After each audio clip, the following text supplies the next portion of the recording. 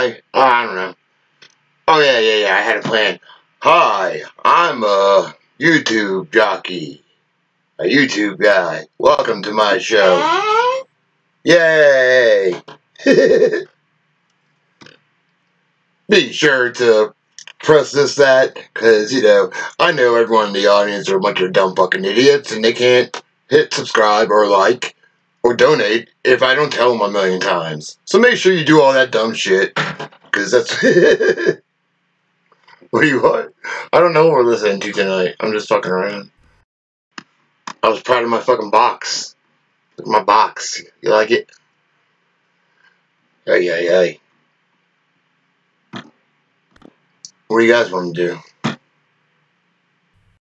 Can you hear everything?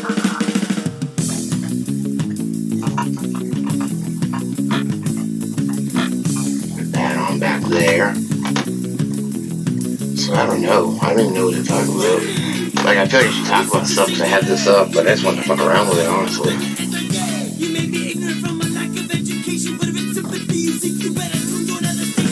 Let's see how the box looks.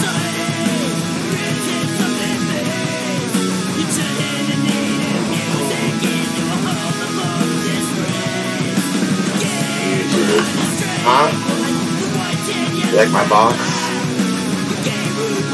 What's up? You get your booze? What is this channel? Yeah? Well, you know. I had some cardboard. I had some duct tape. So I figured I could, you know, fix something. Yeah.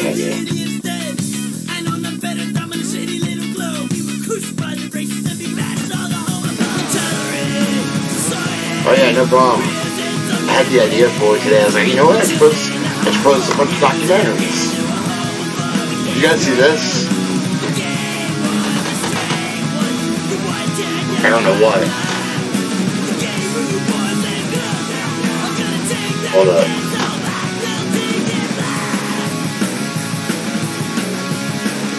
Actually, you know what? Fuck that. Let's take a look over here. Let's take a look over here.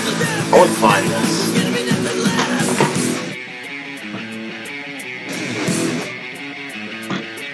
Where do I go now?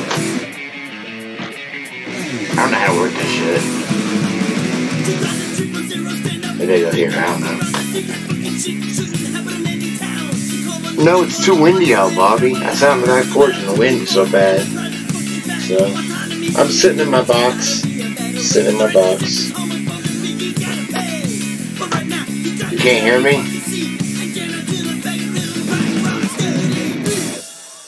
Is that any better?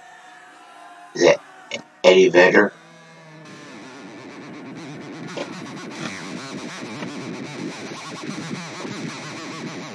Alright, let's see here.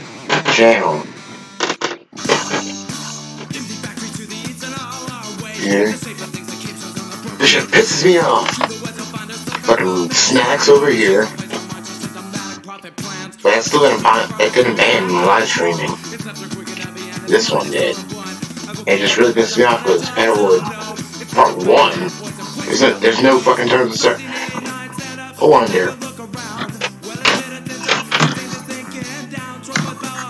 wonder.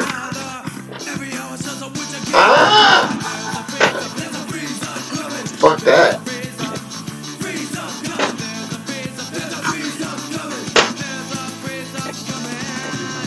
Hi, I'm Dan Harmon. You're about to... Ew. I had to get that video that time. How do you work BitChute? I don't know how to. Where's my playlist? That's me. Light this shit up right here. What are you doing?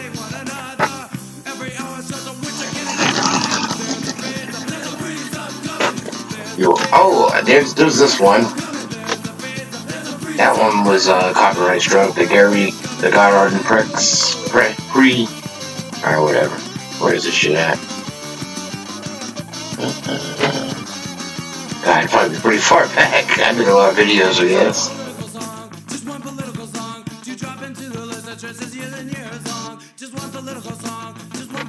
Plus on my live streams I did. Jesus. It just backs up here. Nothing can be changed except the sound. Nothing can be changed except the sound.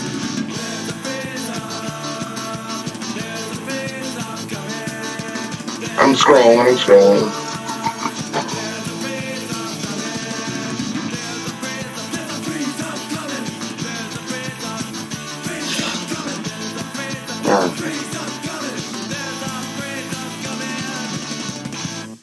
There's a lot of shit here, damn. Back in the day, as we learned, a man was not considered to be. Has he not gone Jamie's greatest hits. across the 7 seas? Now all them jokers kept around just like a scarecrows in hometown. Memories. Look up. My sign. Hey, I'm just some dumb asshole. What the fuck do I know? It's hanging up there. Am I in your ear like a fucking I can't say it. Carnivorous earwig. Carnivorous. History of a time. New history of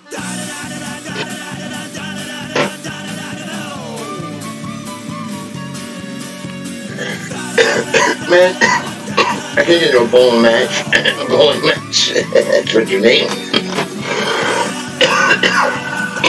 I'm old and fragile.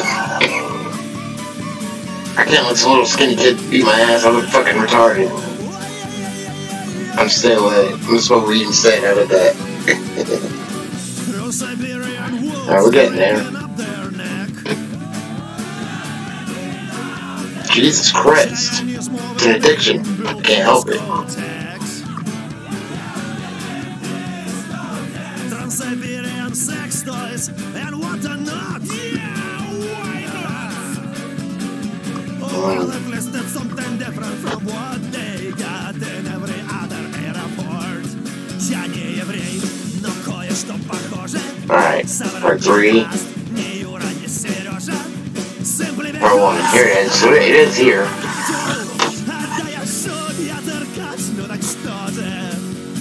I gotta share this shit. That's good. It should not have been removed. Hey, it's me! I know that guy. I just should have saw. Alright, hold on. There are just way too many. It's gonna have to be a little. Let's watch it. I guess. I've come a long way since this, so that's all I can say. I set out to make a little video on Hollywood and all the corruption and pedophiles. You see fucking Stay Puft Marshmallow Man and goddamn Slimer behind me? You see that shit? It's Halloween time. Yeah, how high I was. Look at my eyes. Rapists in Hollywood. And it turns out there are just way too many. It's gonna have to be a little series, I guess. First and foremost, if you didn't see my last video, Finding Feldman's Molester, well, it was confirmed by Corey on Twitter. That's one exposed. Maybe not a big one, but it's one. You know, everyone counts. So I saw this video not too long ago that this chick put out for her English class. I thought she did a great job, and she did it for a school project, which I thought was pretty cool. Fame in Hollywood has always been idolized by many young aspiring entertainers. It's a school project. Most child actors look forward to the glamorous lifestyle and popularity that will accompany their fame in Tinseltown. However, life in Hollywood is not as glamorous for young actors. Just to say, I asked her permission first. She said, go ahead. And I used bits and pieces. So, I'm just saying. So, I'm just saying this is the video that was fucking tagged and got me in my live stream being banned or whatever. So, just let's look for all the fucking terms of service shit. As most may imagine. Not only does fame in Hollywood increase popularity, but due to many cases of pedophilia in Hollywood, child actors may also be at a higher risk of being sexually molested by influential adults in their life. My thing is this, it's not just Hollywood's dirty little secret, it's the world's dirty little secret. This is something that's been going on not just in Hollywood, but everywhere. People are afraid to talk about it. But one of the things you and I were talking about in the makeup chairs a few minutes ago, you and I have been talking about this for 18, 19 years, something like exactly. that. And now people seem to be listening finally. It's getting frequent enough. Now, back then, when we first started talking about this, you remember people saying, oh, well, people are just talking about it more now. It's always been around. Exactly. Now, this Marty Weiss, apparently he used to teach private acting classes at his home. Parents would drop their kids off and wait outside. Reported in the Los Angeles Times news article, Martin Wise, who ran his own talent agency, was charged with 8 felonies for sexually abusing one of his clients a few years back. The victim claims he was about 11 or 12 when the abuse began and it lasted for 4 years. He also claims he was forced to have sex with Wise 30 or 40 times within this period. After Wise stopped managing the victim, he went on to place children in roles on popular shows and movies such as iCarly, Parenthood, Jack and Jill, and the Muppets movie. A reporter talked to Weiss's neighbor. Watch this. Marty would just say they were in there watching movies or whatever. They'd go out. I never had a weird feeling.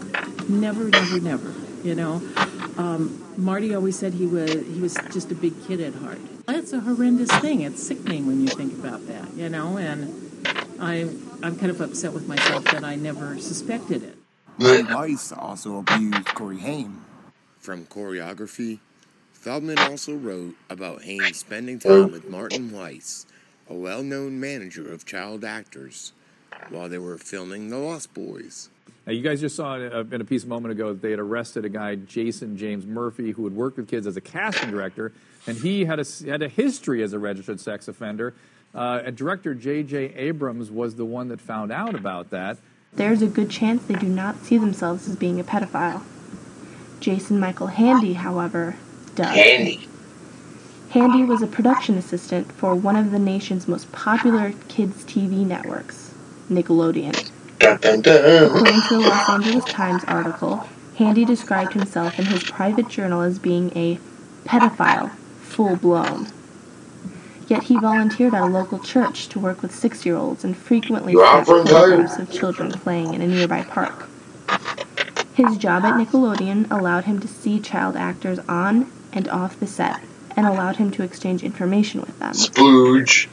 It was then found out that he sexually exploited 2 very young aspiring actresses.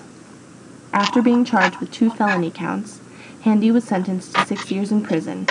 Check this next kid out. He's fucking badass. This video goes out to one Daniel Radcliffe SNAIL. If I hear another story of you taking advantage of another teenage girl, I will fly to Nick Studios myself and give you a beatdown personally.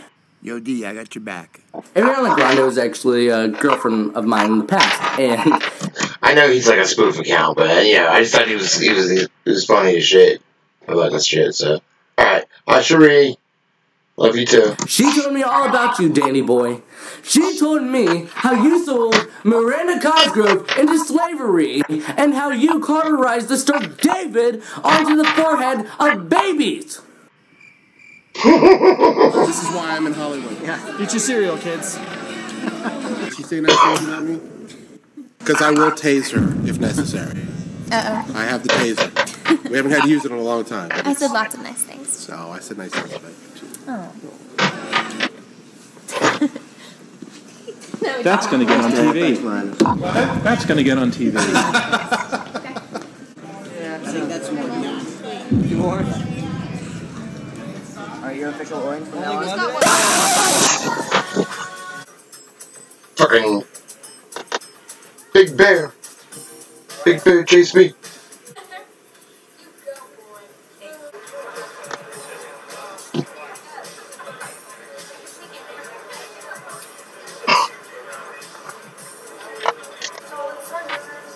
Okay, there's no more of that. I'm pretty sure I'm gonna get a boyfriend off of this tape. Let's see what we Oh, boy. Damn right, word, man. Victor Ronald Salva is an American film director best known for writing and directing the movies Jeepers Creepers and Clown House.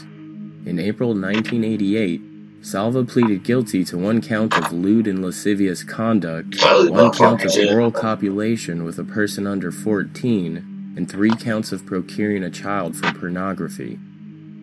During the making of Clown House, Victor Salva asked 12-year-old Nathan Forrest Winters to stay after filming for extra rehearsals. Salva then forced Nathan to receive and give oral sex while he filmed it. Shortly after Nathan told his parents about the incident, Victor Salva's house was raided by police, where they found multiple pornographic tapes, including one showing Salva having oral sex with Nathan Winters. Salva was sentenced to 3 years in prison and was released after 15 months. So I'm beat that motherfucker's ass, yeah. 5 years after... Oh, is that why? I whispered, I said fucking elephant shit or some shit. I didn't say that. His release, convicted child molester Victor Salva would direct and write his first mainstream movie, Powder, a film produced by Caravan Pictures, a production company owned by Disney. The head of Caravan Pictures, Roger Birnbaum, defended Victor Salva, stating, "He paid for his crime. He paid his debt to society. What happened 8 years ago has nothing to do with this movie." Nathan Winters and others boycotted screenings of Powder, urging people not to support the pedophile that caused them so much pain. Sadly, Winters' words went unheard as Powder made $30 million at the box office, 3 times what it cost to make the movie. He had this idea about a boy who could touch people, and see how they die. So you've done a lot of horror movies like Jeepers Creepers, and what is about horror movies that keeps you interested? You know, there's something about finding ways to... You fart? I want to say manipulate, but what I'm really saying is scare an audience. And there are so many clever ways of doing that. I like to do it without what I call booger eating, which is the gore and the torture porn and stuff. I like to find ways to get under your skin with doing absolutely none of that. From the beginning, when I first met him for the audition, it was unlike any other audition. I ain't seen it, word, man. Before I even started reading, he spent a lot of time really just talking to me, and I was, he made me very comfortable, very relaxed. That was the drugs he said, Jeff. Jesus, Derry! What's this guy trying to do? Just get out of his way. Well, he's nice! So how is it working with this particular cast? None of them are really A-listers, but is there a positive to working with this kind of cast? Absolutely. I always look for Absolutely. On Jeepers Creepers 2, that bus full of kids, most of them never did a picture before, and they were all sensational. Oh! Bus full of kids! Mama's boy. Daddy's whore. Dick liquor. Boss sniffer. Most folks are new, which I find very exciting. I'm sure you 20 do. years ago, director Roman Polanski fled America rather than face jail after pleading guilty to having sex with a 13-year-old girl. Again, I whispered under my breath. I didn't say anything. There's no fucking violation of terms of service in this video thus far. Yeah? Fucking ridiculous. Well, now, reportedly, Polanski may be working on a deal to return to the United States. And for the very first time on television, the young woman at the center of it all is telling her story. Nanette Barusha has our exclusive interview with Samantha Geimer. I'm Samantha. I'm not, Polanski girl or this girl or that girl. But when you tell anybody who you are, I guess, you leave them to call you what they will. For 20 years, Samantha Geimer has remained silent until now. Fate walked into her San Fernando Valley, California home in the name of Roman Polanski, a man later accused of drugging and raping her, an event that would for 20 years force him into exile and her into hiding. It would change both of their lives forever. Look, I know it's a very large interview for all of you. It's a lot of sensational stuff. But I knew he was famous. I knew everybody else certainly thought he was a big deal. A big deal he was, as the acclaimed actor and director of films like Chinatown and Rosemary's Baby. Polanski had made a huge name for himself in Hollywood. But the Polish-born director also met another side of Tinseltown. In 1969, Polanski's famed actress wife Sharon Tate was brutally murdered by Charles Manson's gang while carrying Polanski's unborn child. I was trying home because apparently I had to go to some kind of school with her. Despite Polanski's tragedies, he continued to train. How did you learn that you were about to meet him? I guess my mom probably just told me. You know, he wants to come and take some, photographs of you. In the early part of 1977, Polanski was commissioned by a French magazine, Vogue Homme, to shoot a glossy spread on little girls of the world. I found it quite an interesting enterprise because I like the girls of this age. Through a friend, he'd heard about an attractive young girl living in the San Fernando Valley. Her name, Samantha. Do you think your mother was excited about the prospect of you being photographed by Polanski? I'm sure she, thought it was a great opportunity for me. It was an opportunity of a lifetime for a little girl who wanted to be an actress. I wanted to be like a movie star. And to have the Roman Polanski photographing Samantha couldn't have been better for her career, though Samantha says neither she nor her actress mother knew the shoot was for a publication described as a sophisticated French men's magazine. Though Polanski has said in his own biography he thought Samantha was, quote, nothing sensational, he picked her. 7 days later, a test photo shoot was underway near her house. It would be the first of 2 shoots. Reportedly, Polanski asked Samantha's mother not to attend, telling her it would inhibit her daughter. We sat down. He took some pictures of me. He was giving me instruction. Turn your head, look this way, smile, don't smile. And then he asked me to change my shirt. We were outside, but there's no one around, so I turned my back and changed my shirt. So you took your blouse off in front of me? Yeah, I turned, but in my 13-year-old mind, I'm thinking, this is when you're a model, this is how you're expected to act, And I was nervous. I was uncomfortable about what had happened the first time. I hadn't told my mom, I think, knowing that she wouldn't let me go. But I was uncomfortable because that made me uncomfortable that he wanted to take pictures of me topless. In fact, Samantha says she invited a friend to go along on the second shoot, a March 10, 1977 session that would begin at the home of Jacqueline Bisset and end in one of Jack Nicholson's bedrooms. I was going to take a friend along.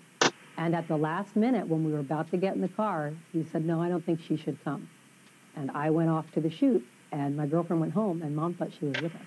Samantha says a half-hour photo session fully clothed at Bisset's house put her at ease. Bisset and others were there. I was outside, kind of looking at the view of the valley by the pool. He came out, he took some pictures of me there, and then said we were going to go to Jack Nicholson's house. Apparently, Polanski knew Nicholson wasn't home. He told Samantha the light would be better there for photographs.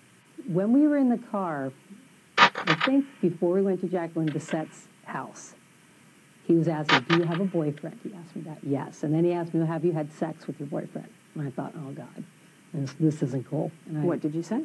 Well, I said yes, because I had once. And I didn't want to, I was embarrassed to be inexperienced.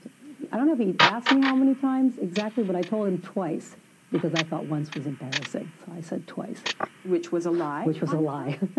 Later, at Jack Nicholson's house, more photos were underway, and Polanski offered the young girl champagne. We took pictures of me drinking the champagne. So I drank a couple glasses even just for the pictures.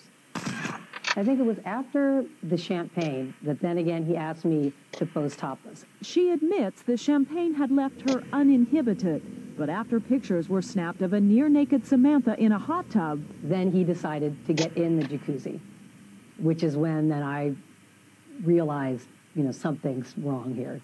This is not what should be happening. So I'm thinking, okay, now I'm in trouble. In a panic, Samantha says she faked an asthma attack and got out of the hot tub. He follows me in the house, and I was there in my towel, and, I was like, well, I need to go home. And he was like, no, why don't you... Samantha says Polanski also offered her a piece of a Quaalude, a powerful tranquilizer, which she took.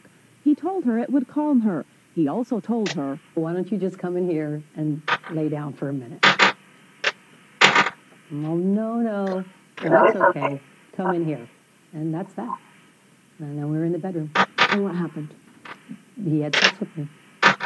Do you remember it? Mm-hmm. He wasn't hurting me, and he wasn't forceful or mean or anything like that. And I just tried to let him get it over with. Samantha says she did try to object, saying no a number of times.